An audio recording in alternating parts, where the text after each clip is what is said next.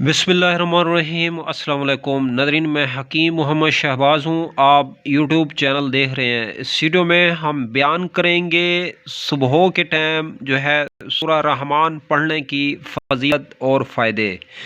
तो नाज़रीन, कुरान मजीद की वो सूरह रहमान जिसके अंदर नेमतों का जिक्र जो है बहुत ज़्यादा तादाद में आया है।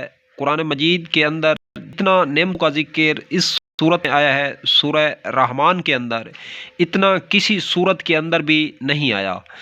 तो नाज़रीन, सूरह रहमान जो है सुबह के टाइम पढ़ने से और सुबह परिंदों को जो है दाना वगैरह डालने से रिज़्क में जो है खामखा बरकत पड़ती है और इजाफ़ा होता है। रिज़्क की वजह से जो है किल्लत का सामना उस आदमी को नहीं करना पड़ेगा।